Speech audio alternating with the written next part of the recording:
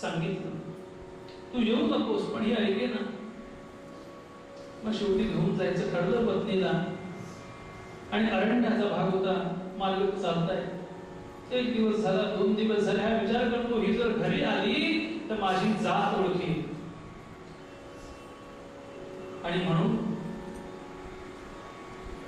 त्यानं काहीसा वाईट विचार केला. आणि मग अशी संधी चालून यायचा वाट बघतोय. 3रा दिवस आहे आणि 3ऱ्या दिवसामध्ये चालत असताना तिला तहान लागली. आणि आजूबाजूला हा पाहतो कुठं पाणी आहे का. एक पडकी विहीर दिसती. पाणी चांगलं होतं पण विहीर जुनी झाल्यामुळे पडली होती. तिकडे जायला लागला. तिला घेऊन चल म्हणा. तो लागली तिचा तृषा आणि वार जाणा, उमा तटी जायची तोय पाना. त्या ठिकाणी ती पाणी पिण्याकरता गेली. आणि काय केलं यानं, हा मागे थांबला. म्हणाले जा तू. जुन्या काळच्या विहिरी असायच्या, पायऱ्या असलेल्या विहिरी असायच्या. विहिरींना पायऱ्या असायच्या आणि एक पायरी ती आत उतरायला लागली. प्रसंग असा घडला, याने विचार केला याच विहिरीमध्ये हिला ढकलून देऊ म्हणाले. याच विहिरीमध्ये ढकलून देऊ म्हणून सी जो उदकास भरी तो त्या कृतघ्ने झणी, लोटोनी तिज जळी पळत असे तेथून त्याच क्षणी. पण भाग्य असं होतं, दैवे वृक्ष मुळी करी गवसली जाणार कदा सत्वरी, तेव्हा ते शोक जळात फार अबला दीर्घस्वरेची करी. ती रडायला लागली, ओरडायला लागली. आणि यानं काय केलं, तिला ढकलून दिलं. आणि एवढ्यावरती थांबला नाही. एक भला मोठा दगड घेतला आणि टाकला विहिरीवर, वरूनच खाली. तो म्हणाले बसावा तिच्या आणि ती कायमची जावी, असाच उद्देश. आणि हा निघून गेला पळत पळत. पण हिचं भाग्य असं होतं, हिला झाडाचं एक मूळ सापडलं आणि वळून एक असं झाड वाढलेलं, त्याच्या आडोशाला तो दगड बाजूला पडला. तो हिला लागलाच नाही. आणि ती भगवंताचा धावा करते. धावत बरे आता सखया, धावत बरे आता सखया, धावत बरे आता सखया, संकटी सापडले धावत बरे आता. भगवंताचा धावा चालू आहे. आणि ते पाहिला मात्र तिचा धावा मात्र. आणि भगवान तिथं प्रगट झाले, प्रवेश घेतला आणि तिची हाक ऐकली. आणि तिला वर काढण्याकरता एक धोतर अंगावरती होतं उत्तरीय, त्याचा एक टोक तिच्याकडे सोडलं आणि तिला सांगितलं ते घट्ट पकड. आणि म्हणाले त्यानं वरती, तिला वरती घेतलं. अंग भिजलेलं होतं, तेच उत्तरीय तिला दिलं. मी थोडा बाजूला जातो आणि तिला ती साडी वाढव पुन्हा परिधान केली. आणि तोपर्यंत ती उत्तरीयच नेसली होती. थोडा वेळ गेला आणि विचारलं आता तिला तुला कुठं जायचं.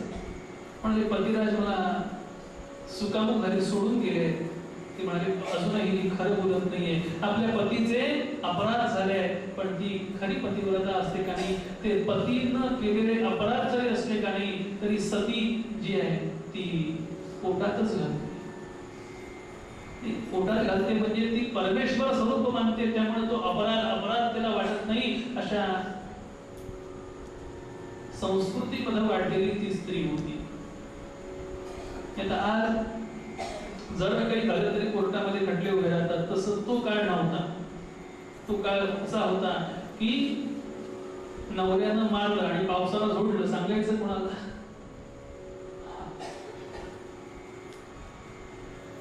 तिनं विचार केला, घटना तर घडून गेली, आता काय म्हणून उपयोग आहे असा विचार करत ती म्हणते मला घरी जायचंय माझ्या. ठीक आहे म्हणा. आणि तिला घरच्या रस्त्यानं घेऊन ते चालले. घर जवळ आलं. घर जवळ नाही, घर दिसायला लागलं 7:45 वाजल्यामुळे. आणि घराकडे आली तिला सांगितलं, हे बघ म्हणाले, हे तुझं घर, आता मी येतोच बरं का जरा, आलोच म्हणाले मागून. आणि म्हणून ती आतमध्ये तिला घरी पाठवलं आणि हे जे बाहेर थांबले ते तिथं सुप्त झाले, पुन्हा दिसलेच नाही. वडिलांनी विचारलं, म्हणाले तू इकडे कशी आलीस? आता तिला सांगितलं, म्हणाले काय झालं, तो रस्ता, तरी खोटंच बोलली, ती खरं नाही सांगितलं. ती म्हणाली, तो रस्ता फार बिकट होता, माझ्याकडे चालवेना. म्हणाले ते सांगत होते तुला, तू ऐकलं नाहीस त्यावेळी? हो म्हणाले. म्हणून त्यांचाच एक मित्र भेटला, त्यानं म्हणाले इथपर्यंत आणून सोडलं. म्हणाले कुठं आहे तो? नाही म्हणाले इथंच होता, येतो म्हणाला, पण भगवान गुप्त झाले, ते नाही दिसले. हा मेसना उर्फ महादेव भटजी हा घरी पोचला. तो काय झालं होतं, दुष्काळानं आई वडील मरून गेलेले, तिथे झोपडी होती, ती सुद्धा आता ती जागा दुसऱ्या कोणी बळकावली होती, काहीच घरी नव्हतं. हा विचार करतो, आता पुन्हा इथं थांबून काय करायचं? पुन्हा ब्रह्मपुरी करता येण्याकरता निघाला. मजल करत परत येतोय आणि काय दिसलं, काय घडलं? एका पहाटेची वेळ आहे, दरवाजावरती थाप मारली. तो दरवाजा ह्याच्या पत्नीनंच उघडला. हा एकदम घाबरला, नाही भूत म्हणाले भूत वगैरे काही नेहमीच आहे.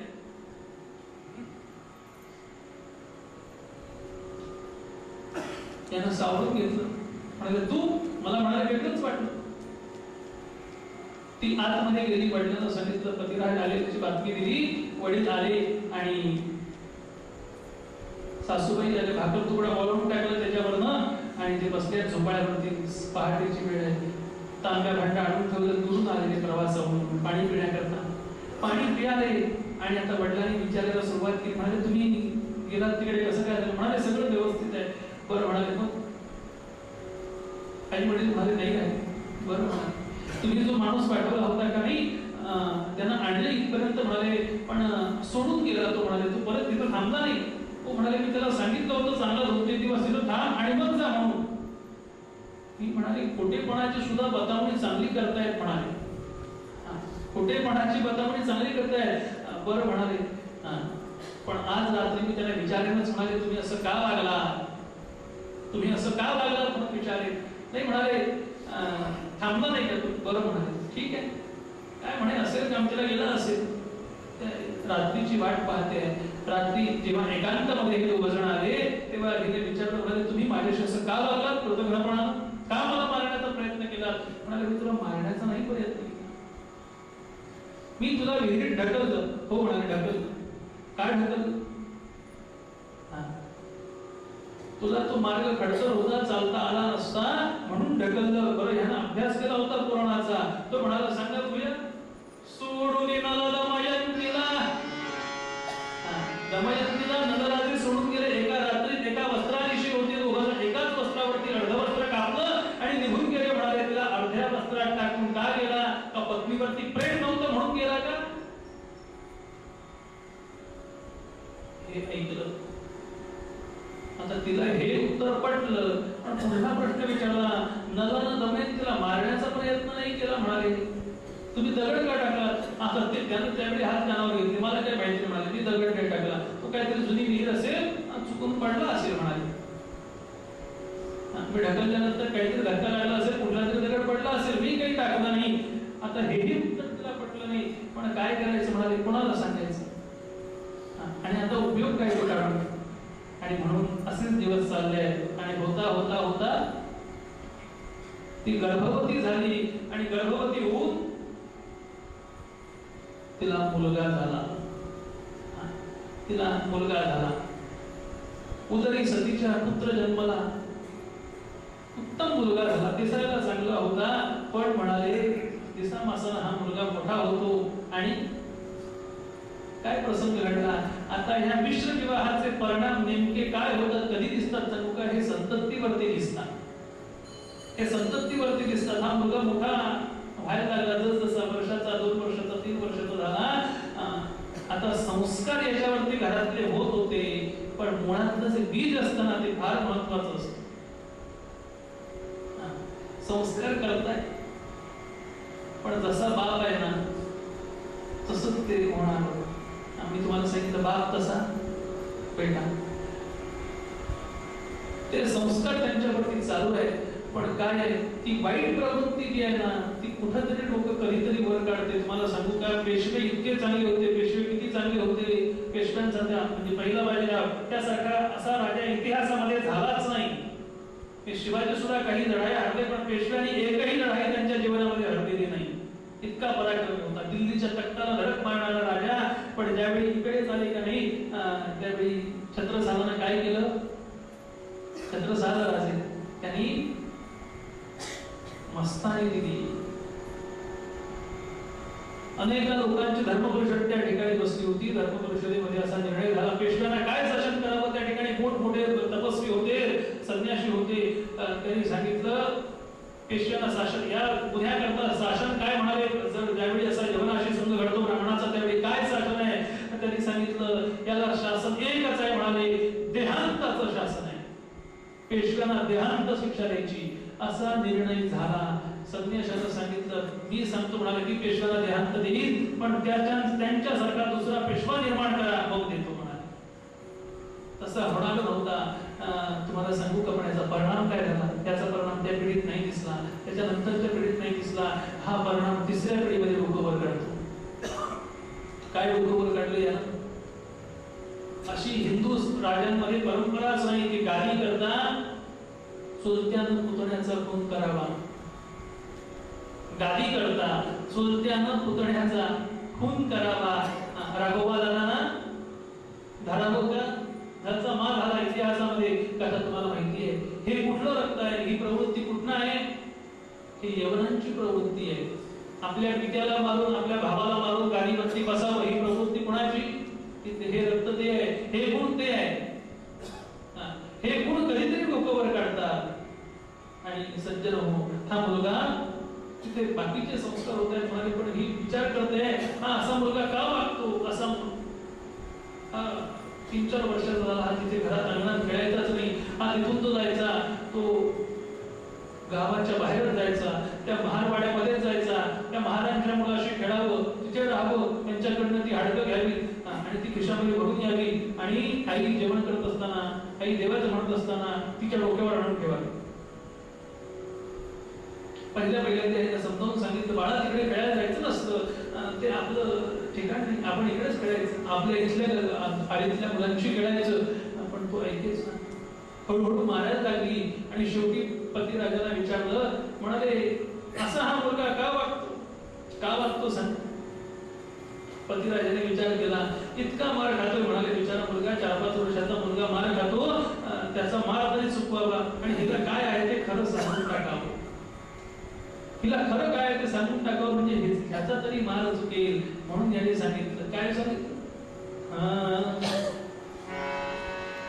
अनामिक गे माझी जात साठी म्हणून तुझा पुत्र क्रीडेत साची. असे ऐकता शंकरी विप्रबाली म्हणे काय दैवा माझ्या कपाळी. देवा हे माझ्या काय कपाळी आलं. भगवंताचा दावा करते आहे. भगवंत असं का रे वागलं असतं म्हणाले. असं माझ्या नशिबामध्ये ब्राह्मण वंशी जन्म पाहुनी अंत्यचे प्राप्त पती आहारे दुस्तर दैव गती. अशी माझी गती का झाली, अशी माझी गती असं का झालं असा विचार ती करते आहे. पण सज्जन हो शेवटी तिला विचारलं काय केलं. क्रोधे दुःखारे सर्पिणी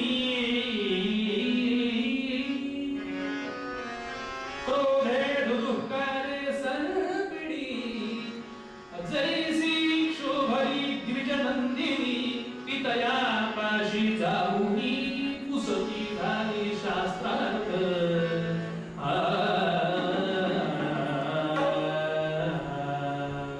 पितयाच्या वेळ आधी म्हटलं शास्त्र विचारले म्हणाले काय आता सांगा म्हणाले स्त्री जर विटाळली तर तिचा देह शुद्ध कशाला होतो.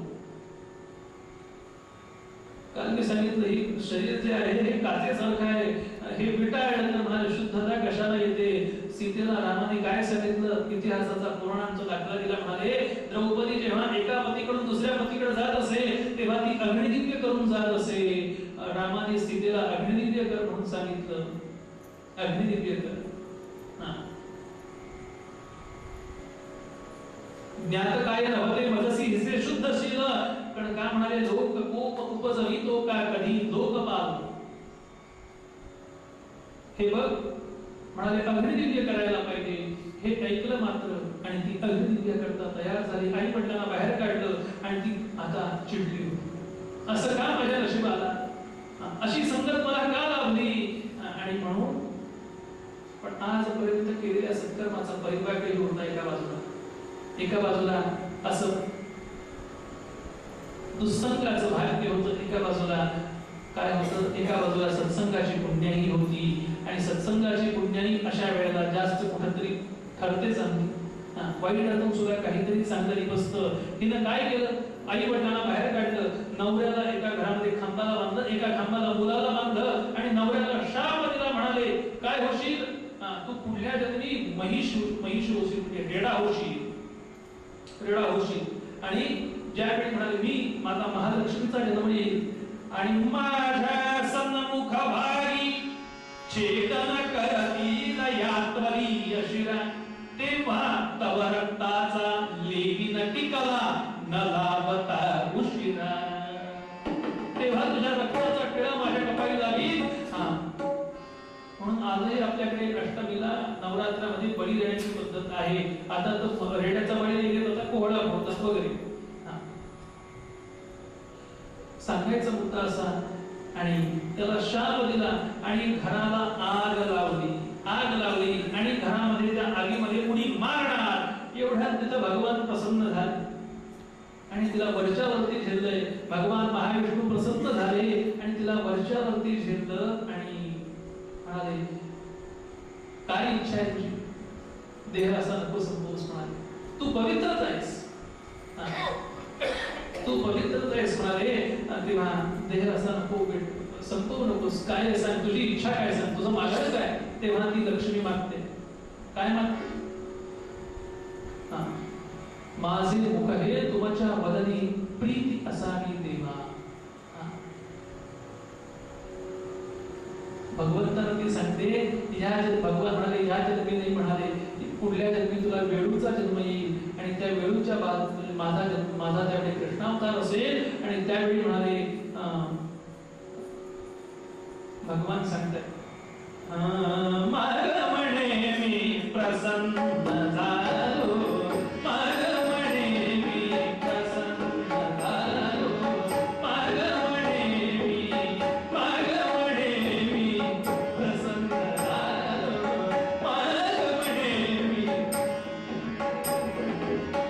माग म्हणे मी बोले लक्ष्मी तेव्हा प्रसन्न झालो, बोले लक्ष्मी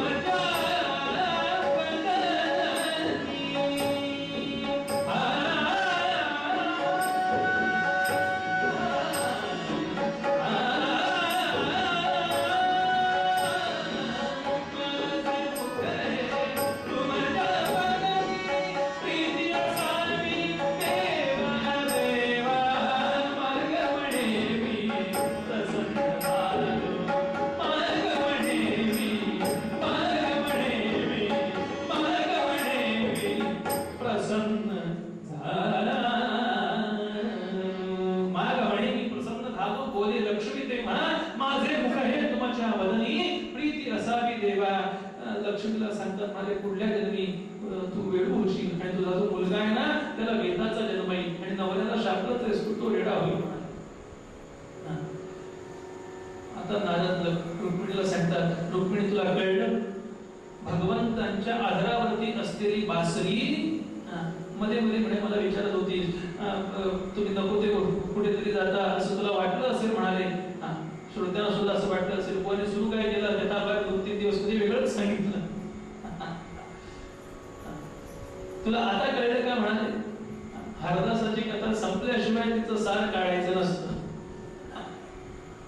तेव्हा हे बघ, तिला वेळूचा जन्म आला आणि तिनं केलेली ती पुण्याई होती, त्यामुळे तिला भगवंतांची संगत घडली. सज्जन हो, आम्हालाही जर संगत चांगली घडावी असं वाटत असेल तर हाच आशय सांगताना त्या वेळूच्या रूपामध्ये असताना सुद्धा तिला भगवंताची संगत लाभली. आम्ही तर मनुष्य देहामध्ये आहोत, आम्हाला नाही का लाभणार? काय करायला पाहिजे त्याकरता? जनी साधने विण सन्मार्ग लागे, याकरता जर करायचं असेल तर म्हणाले सदा संगती कुणाची धरायला पाहिजे? सज्जनांचीच धरायला पाहिजे. हाच आशय सांगताना 8 वाजल्यामुळं भैरवीचे स्वर छेडत संत श्रेष्ठ तारकाश्रम स्वामी महाराज म्हणाले,